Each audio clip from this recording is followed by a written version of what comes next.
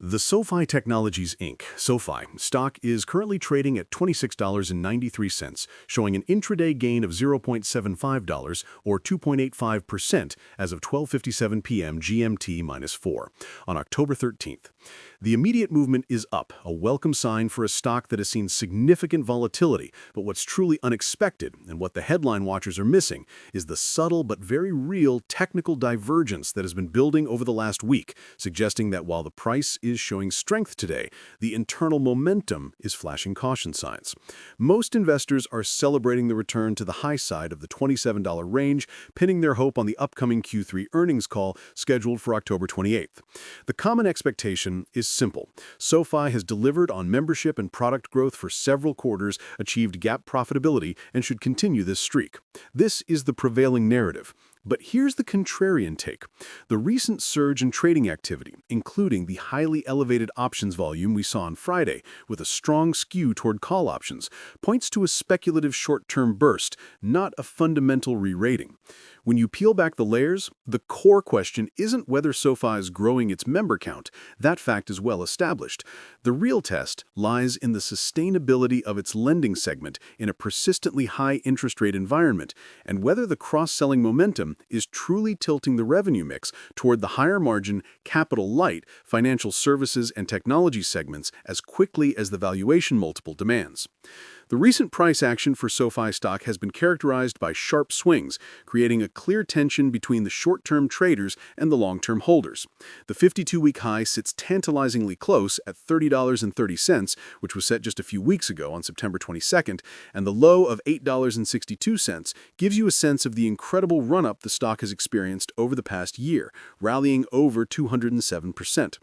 On Friday, the stock closed at $26.18, and today's open at $27.07 suggests a gap up, driven perhaps by weekend momentum or favorable initial institutional order flow.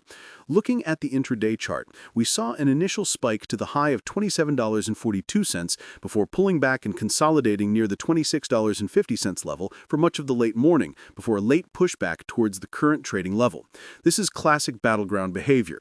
Average trading volume for SoFi is typically in the range of 67 million to 85 million shares, and the relative volume for today will be critical to determine the conviction behind this upward move. On the options front, activity has been notably heavy. On Friday, options volume hit over 862,000 contracts, significantly higher than the 30-day average. The composition, with call options dominating at over 72% of the total transactions, confirms a very bullish short-term speculative bet being placed ahead of the October 28th earnings call. However, excessive call buying can sometimes signal a short squeeze or a technical trap rather than genuine fundamental interest, which is where the deeper analysis comes in. You need to look beyond the call-to-put ratio and see what the large institutional players are doing. The institutional picture presents an interesting contrast. While a large number of institutional investors, over 430 firms, increased their positions in the last reported quarter, adding over 100 million shares, a substantial 294 firms simultaneously decreased their holdings. The largest holders, such as Vanguard and BlackRock, maintain massive positions, but the activity is mixed. The fact that the institutional activity is so polarized, with heavy buying from some hedge funds like Voleridge and Jane Street, but also significant selling from others, tells you there is no consensus on the valuation here. This lack of institutional consensus is a significant risk that is rarely discussed. When you see similar volatility and mixed institutional signals on stocks like Tesla stock or Nvidia stock, it's often tied to a near-term catalyst, and for SoFi, that catalyst is absolutely the earnings report and the macroeconomic environment. The key pressure point remains the cost of capital. As a bank with a heavy lending focus, SoFi's profitability is highly sensitive to interest rates. While the company has shown impressive growth in its fee-based financial services and technology platforms, the personal loan origination, which is a massive revenue source, is still the segment most exposed to shifts in the Federal Reserve's policy. The market generally expects a softening of interest rates in the future, which would be a huge tailwind for SoFi's lending operations, boosting demand and improving net interest margin. But the reality is that the timing of that rate cut is constantly being pushed out, creating a prolonged period of high borrowing costs that pressure loan growth and credit quality. Let's ground the discussion in what SoFi actually does and how its integrated model is supposed to function.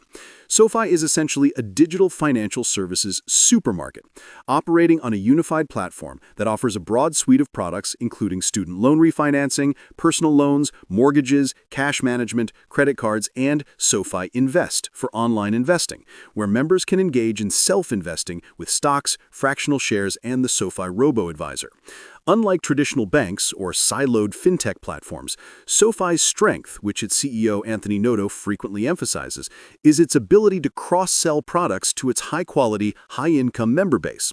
When a customer opens a SoFi Invest account, they are then a target for a personal loan or a high-yield savings account.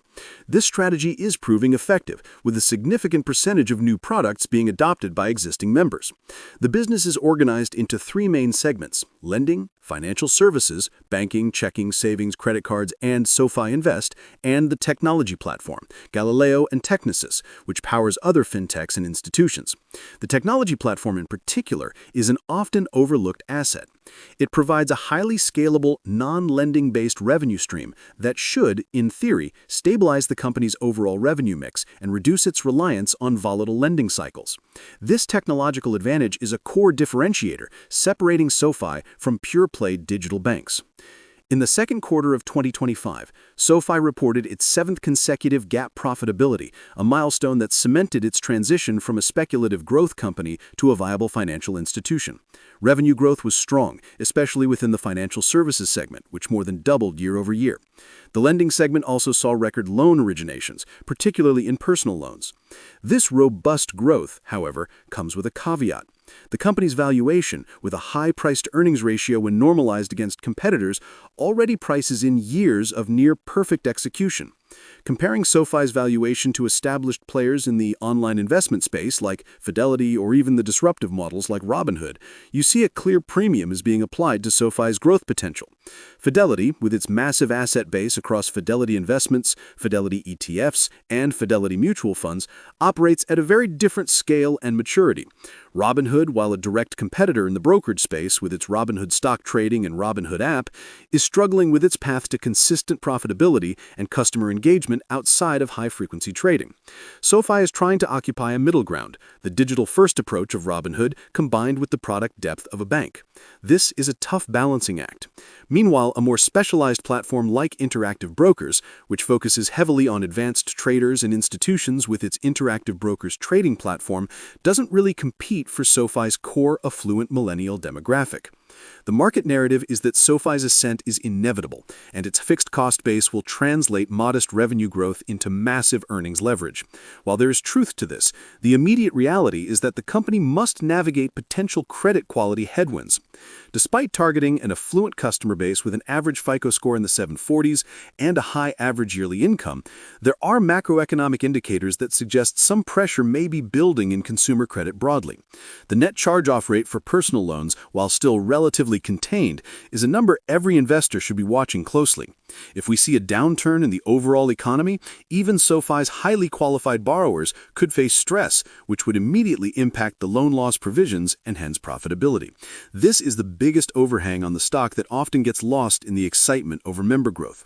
For comparison, traditional financial services companies like Schwab Intelligent Portfolios or Fidelity Wealth Management are generally perceived to have more robust risk management structures due to their decades of history, and this institutional trust is something SoFi is still actively building. The upcoming Q3 earnings call is expected to deliver adjusted net revenue between $3.235 billion and $3.31 billion for the full year 2025, representing strong double-digit growth. If they simply meet these already raised forecasts, the stock might tread water, because meeting expectations is priced in. To truly exceed expectations and justify the premium valuation, they need to show accelerating loan origination growth coupled with improving credit quality metrics, or demonstrate a disproportionately large swing toward fee-based revenue from the financial services and technology platform segments. One key point of excitement is the news around the government potentially privatizing more student loan debt. This would be a massive tailwind for SoFi, which started in student loan refinancing, as it would expand the addressable market for a high-quality borrower base.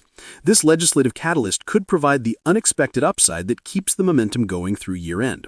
Conversely, the continuing insider selling activity, multiple sales by the chief technology officer and other leadership members over the past 6 months, raises a quiet but persistent question mark for outside investors. While often benign, consistent selling from key executives, regardless of prearranged trading plans, can create an optics issue that weighs on sentiment and feeds the short seller narrative. Looking ahead, the long-term outlook for SoFi is defined by 2 pathways. The first is the successful execution of its financial supermarket vision, where the fully integrated platform makes it too convenient for members to use any other institution, capturing a greater share of the affluent consumer's wallet. If SoFi can continue to grow its product offerings, like the recent rollout of Options Level 1 trading for SoFi Invest members, and convert more of its over 11 million members into multi-product users, the operating leverage baked into the model should start to really shine through, potentially making the current valuation look inexpensive years from now. The second, more challenging pathway is managing the regulatory and macroeconomic landscape. Unlike a traditional individual brokerage account where